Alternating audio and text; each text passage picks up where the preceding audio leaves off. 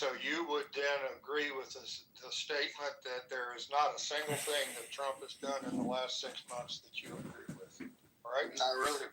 Okay. At least that I know of or am aware of. Okay. All right. Okay. Wait, this is going to be tongue-in-cheek, XG, but not even with this expansive into the market system to kind of control it? Right? Yeah, there's a little tongue-in-cheek in there. You got to be happy with that. No, because the only reason I would say no is because, while I get what you're trying to get at there, he's doing it for the benefit of other large corporations too. So it doesn't really help out what I want to attack on that up front. But yeah, I wouldn't agree with that either. Just, I mean, if you're going to have all those monopolies compete, just let them compete. All those businesses that are practically monopolies at this point, just let them compete. Well, I'm going to reverse my question for all you conservatives in the room. Name one thing that you really agree with that Biden did in the last 4 years. I agree with the expansion of the national park system. I agree with setting aside things. I did not agree with the Willow Project, but I was happily assuming with the 13 million acres that Biden had proposed to set aside. I was really happy with his Secretary of the Interior, the first Native American woman put on, and her first action was to challenge the water distribution among 7 states out of the Colorado River, with LA and California taking the highest proportions of that. I agreed with her fundamental stance and Biden's stance. Okay, that's more than one, but okay. We've got one conservative that says Biden did something right. In fact, a whole list of things. Anybody else? Yeah, I think what he did right was step aside, pave the way for that lunatic Kamala Harris, so that Trump was guaranteed to win office. Thank you. I thought his infrastructure deal was pretty good. I agree with that. I like the idea of the infrastructure bill. I just did not like that particular infrastructure bill and how it is going to work and how the funding mechanisms in there, there's no checks and balances. It's just basically giving out free money without any accountability through a lot of projects. Okay, Joe B., Scarlett, David, anything Biden did that you think was right? No. I did like the Build Back Better bill. I agree with Brad, the implementation of some of it. I mean, trying to promote some green energy. I think we're so far behind in solar from China. We're so far behind in many things. And we need to help support that. I think giving some money to the states and the way it was politically spent, that was a bad idea. So obviously, lots of times with the Biden administration, there are strings attached. I agree, and political strings that need to be attached to his money, and that hurts the progress. I liked what he tried to do with the Middle East in the beginning. He did show support for Israel. I think we do a lot of things that show support, but also hamstring some of our partners, and that's true in Ukraine, and was true in his support for Israel. But he did some politically strong things there.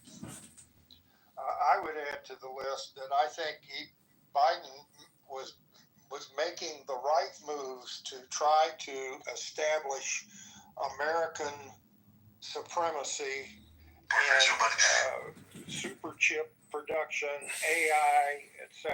I think he was heading in the right direction, and I believe we're continuing in that direction with Trump. I'm glad he kept some tariffs on. I mean, he kept Trump's tariffs on certain Chinese products that could be dumped here.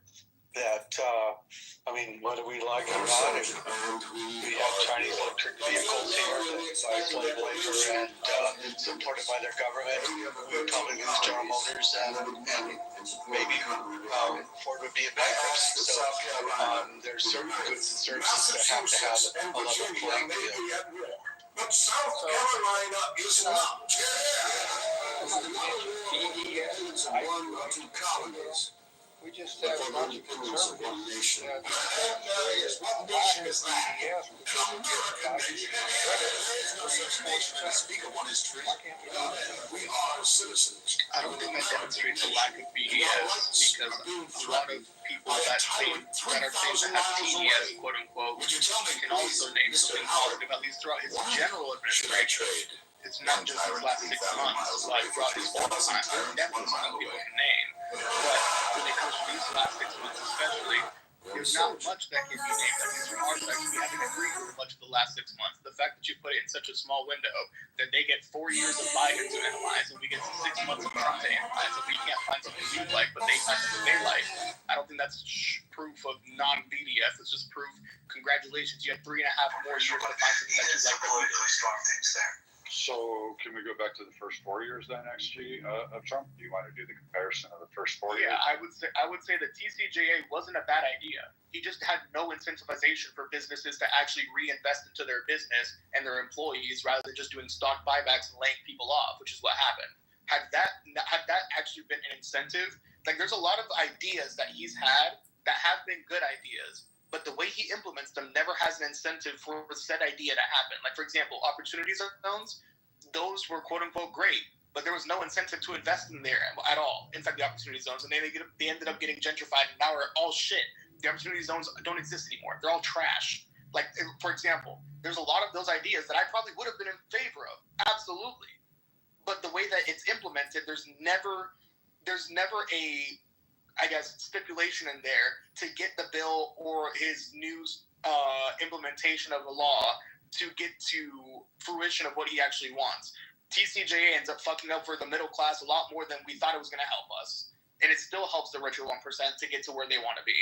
And it would have been something I was in favor of had it not incentivized the richer to keep dousing their pockets and doing stock buybacks, and had it incentivized people to actually hire more people or to create more jobs, which is what it was supposed to do, quote unquote. But we saw JP Morgan Chase, we saw Harley Davidson, and a string of other people just do a fuck ton of layoffs and do stock buybacks instead. So there's policies that I would have agreed with if implemented correctly with the correct incentives for it to do what it wanted to do. But unfortunately, a lot of the implementation leads out to just the rich getting richer, which is something that I don't like.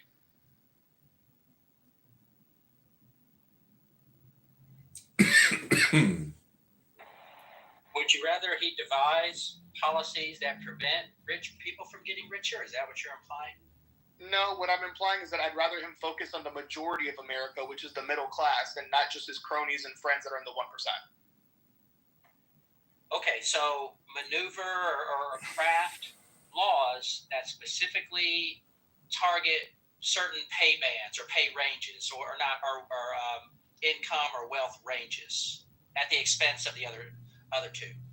It doesn't have to be at their expense. It doesn't have to be at their expense first. And second, it's even more hilarious that you say that because the middle class has been at the expense of the wealthy the entire time. So I don't really find it as a talking point. So what I'm saying is if he's designing strategies and tax laws and carve-outs and provisions and benefit programs and things like that, and they're narrowly or exclusively offered or targeted towards let's say the middle class, whatever wealth or income you want to list, then by definition that comes at the expense of the other two groups because they are excluded from that. So is that your goal? Does it come at my cost, the fact that I'm not able to get free lunch at school because I make more than enough to pay for my own food? No. It just helps the person that can't afford their lunch at school. It's not that difficult to understand.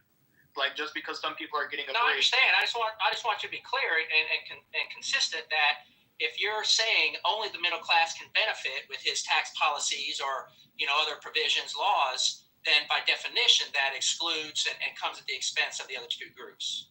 That's not what I'm saying. I'm saying if you're going to put out a tax law to benefit people, don't have it just benefit the rich, because at the moment we have it at the exclusion of the middle class, fucking them over while we have the rich getting richer. So again, my main point is if you're going to put a tax law to benefit people or to incentivize people to do X, Y, and Z, have it be targeted towards the middle class majority, because that's the majority of what our population is made of. Not people that are loaded with millions of dollars in their pocket. It's people that have maybe 100,000 or less inside of their pocket, which is the majority of what America's at right now. So unfortunately, when it comes to tax policy or how I want things to go on there, sure, have the benefits for the upper class. I have no problem with that. Just make sure the middle class are getting equal or the same benefits, and don't screw them over in the process to give the upper class those benefits.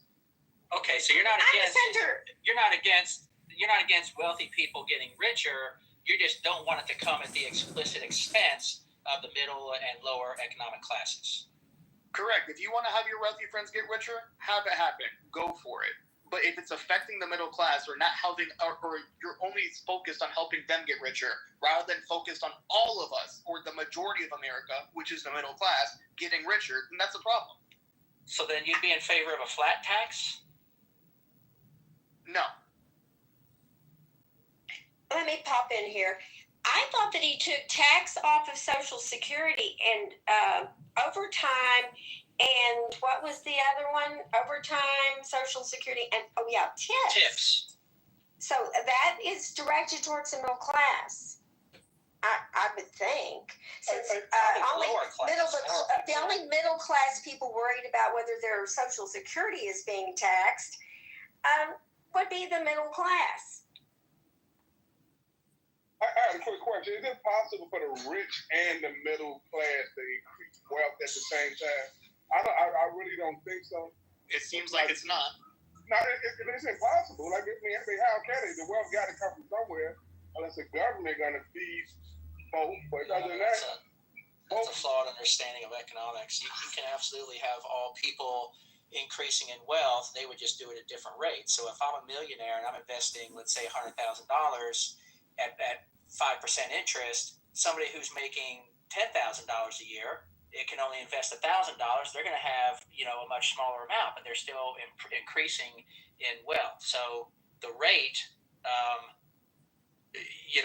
applies differently to people who have different amounts of capital or investment, opportunities. So just because the wealthy get wealthier doesn't mean necessarily that it comes at the expense of the middle or lower class. It has to. Like, where else is it coming from?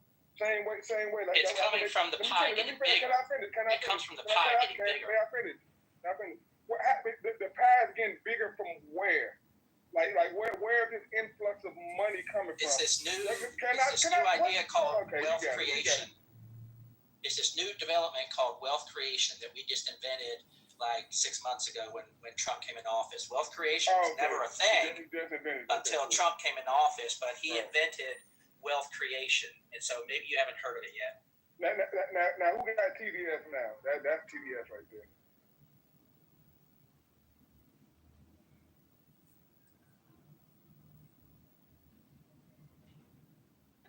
I'm confused by the argument, Hikima. Did you say where is the money coming from? I mean, if he's saying that the middle class and the rich can both gain wealth at the same time. Like if so, where is the money coming from? The poor? Like where? Like how is that a thing? Like help me understand. Okay, so who sets the rates in the country? The Federal Reserve. Like what are we doing? Who advises the government to print more money whenever they need it? Come on, I mean, you can ask somebody. You can ask me 1,000 questions, so you can answer that. But you asked where these were coming from. I'm going to tell you. The Federal Reserve determines which classes are going to have access to whatever and how their money is going to be spent. And Congress just borrows and prints money and passes it out amongst the people. There you go. You have your wealth creation. You just made some shit up. Like that, he just made some up, bro. I think you're thinking in terms of the previous economic model before market-based economies. You're thinking of like a feudal economy where if you're a king in one kingdom and I'm a king in an adjacent kingdom, I have X amount of silver and gold. You have X amount of silver and gold. The only way I get richer is by plundering and stealing your portion of wealth and assets. That changed when we moved into a market-based economy where wealth is created when human potential and capacity to produce goods and services are unleashed. So you're thinking that the pie is static and that when someone gains, another person loses. And that's fundamentally hasn't been the case in market-based economies for centuries. So get with the times, man. What is going on here? Am I being gaslit? Like, you really acting like it? Like, for centuries, like, I don't know. I'm speechless right now. Well, just this notion that if rich people get richer, that someone has to lose or get poorer is fundamentally wrong. That's a centuries-old idea. That's not the case in market-based economies. That's been happening. What are you talking about? Hey, Kima, do you think that we're all in the same boat if you're an American? I don't know what kind of question that is. Can you please ask a better question? Well, it implies that technically we're all in the same house or we're all in the same room at the present moment. But when I say the house, it's like saying a boat, meaning that the golden rule is, treat your neighbor the way you want to be treated. You're all on the same crew. Americans are all on the same cruise ship. And so the point is, if we want everybody to have as much as possible, or I guess you could call it like a utilitarian economic principle or something, freedom, liberty, and optimization, and basically government intervention, government borrowing, government spending is what is ultimately keeping incomes down and standard of living's down. It's the failure to optimize government intervention, government spending.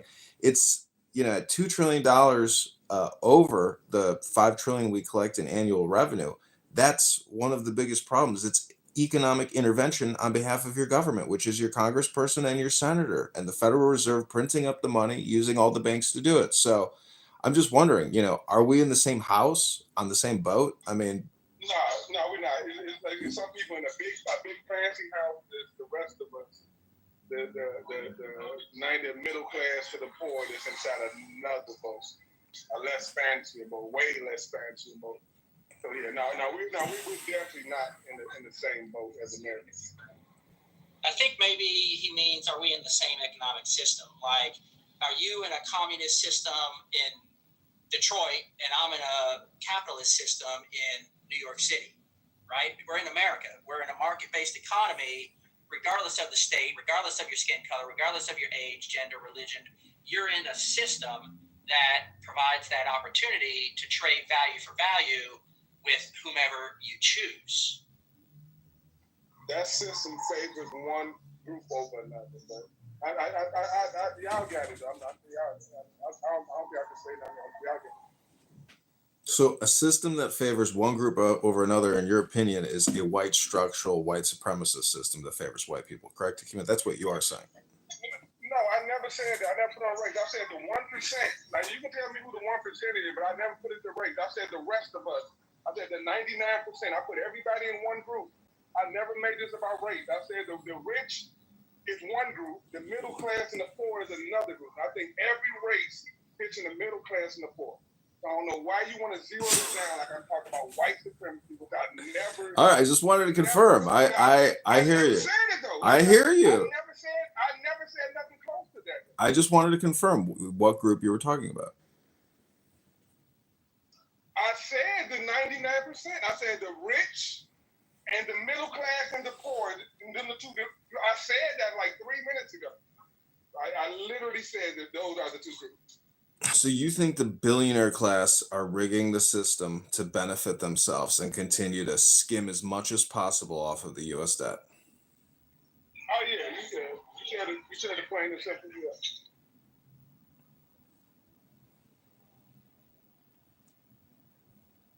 Look, I just want to compliment everyone. I thought that this has been a spirited conversation. We've got about 13 minutes left for this room, and I want to make sure that we have ample time for final thoughts here. So does anyone want to start initiating the final thoughts? Try to reserve the last couple of minutes to get I want to hear Anson's thoughts.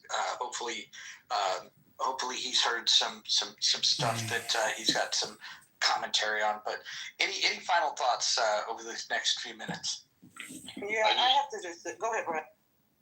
Oh, I was just going to thank, and I think XG should be an attorney. He's an excellent one. That's my final thought for the day, and I appreciated him tackling a lot of issues that I had today. But in terms of this room, again, I think we could bridge the aisle. I think there's a multitude of people and personalities here and belief systems, and I think you can bridge. It's just once you get the Hitler out of the way, then you can start talking about like certain trade policy, certain other aspects, and that's where this conversation should go. But that's what I stated earlier. There's only a few people we could have this conversation. If you had 100 people on stage, this wouldn't go that way. It would literally come down to Trump's racist Hitler, and everybody else who doesn't agree with that is evil. My final thought is this, and I'm going to make it quick. Hakima, I'm not targeting you at all. You know, I have the utmost respect for you. But I just want to say for those listening, Hakima said Trump said that he's going to round up the criminals, the black criminals, and ship them out. And Hakima, I'm not sure why that's a bad thing. These are the people that hurt our community, all right? And I think any family any parent and families that want to live in a thriving, positive, clean, safe community does not want to raise their children in a society full of drug dealers and criminals. So deporting criminals is not. So now, I mean, you say criminals, and I'm talking black people. Black people are not criminals. The black community is not riddled with crime across the U.S. So my final thoughts are: it's just we have to be careful when we say these things. You know, Trump is going to deport blacks when you actually claim he said Trump is going to get rid of the criminals and the gangs.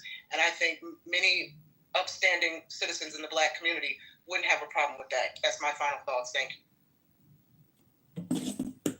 You know, I have listened to many of these TDS rooms on X Spaces and on Clown House, and it's not just polarization or fascination, like target fascination with Trump. It's the vulgarity, the profanity, the extremism, the anarchy in the communication that I hear, which causes me concern. It's really American derangement syndrome. It's American hate. And I hear it nonstop in other rooms. And you can call it TDS, but that's the politic. It's the insanity of what surrounds the Trump derangement syndrome that you hear in context to Trump.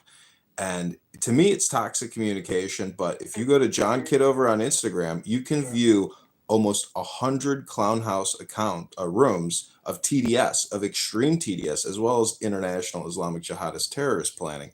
But that's on John Kitover on Instagram. I recorded that because Instagram no longer allows you to live stream unless you have 1,000 followers. So that account was allowing me to live stream. And I was like, you know what? I'm going to spend this whole week recording as much Clown House as I can, because I know that I will no longer be able to live stream it onto Instagram. And I did. And Instagram, John Kitover, you will be surprised at the insane anti-American derangement syndrome, vulgarity, hate speech, racism, absolute toxicity, and even the comments that I get on my live stream YouTube as I read them. For example, somebody named Pete French wrote that this is a PDF party. You can fill in the blanks. And then he also wrote, Magats F children. So I have heard people like Scotty on this app say that the Magats are trying to kill you every day in every single way. Type speech like that, like extreme derangement syndrome. And to me, it's hate speech and it's toxic, but I'm glad to record it because a lot of these people are not in replay rooms and they want to spew their toxic venom as much as possible in the shadows. But, you know, I am so happy that I have the opportunity through Clubhouse Anonymous to record their extreme hate speech, you know, spaces. I'm John Kitover. That's my opinion. I'm complete. Felix, we were getting final thoughts since you just joined the room. Would love to get your take, and then we're going to kick it over to Anson to close things up. But Felix, what do you think about the title, the poll, or what you just heard? I think that the people on Clubhouse are usually sick, diseased, and mentally ill. And so the hatred you hear on Clubhouse does not represent the majority of Americans. Done speaking.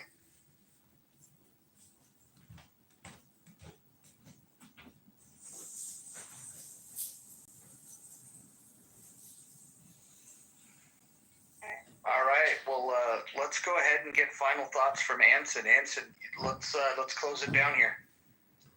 I want to begin with an apology to XG. I intervened ask him to stop cussing. But fuck, we all cuss from time to time, I guess, right? So keep it to a minimum.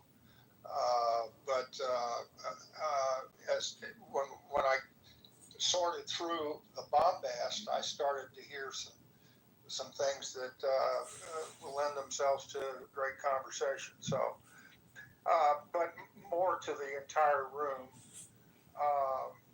Let's stop the name calling, whether it's TDS or whatever it is. If we can get past the name calling, then we can have an experience that I mentioned in the middle of the room, where once we got past the name calling, Hakima and Brad had a legitimate conversation over about universities. So let's get rid of the name calling and get deeper into it and pick a subject, agree that it's a problem, and then debate what the right solutions are. And that's what we're trying to do in this room. And I encourage all of us to continue down that path. Thank you. That was glorious. Hey, tomorrow I will not be able to participate in this room. I don't know what you guys want to do about that. I'm going to be racing Lamborghinis tomorrow down at the track in Portland. So I will not be able to participate tomorrow. You guys let me know what you want to do. I will. I figured out how to open the room, so I can do that. I'll go ahead and I'll pick a topic for tomorrow. Well, I think I may have to. I'm not sure I know how to put a topic up there, but I'll work.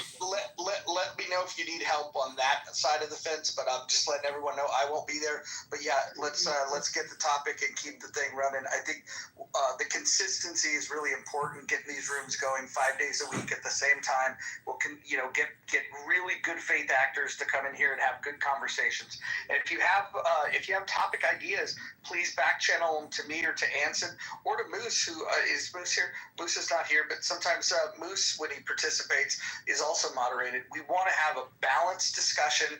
We want people across the political spectrum to come here and feel welcome to share their thoughts, because the way we're going to improve things is by listening to each other and sharing what's on our mind and being able to pressure test our ideas. So I've got nothing else to add. Anson, have fun tomorrow with the room, and I'll see you again on Friday.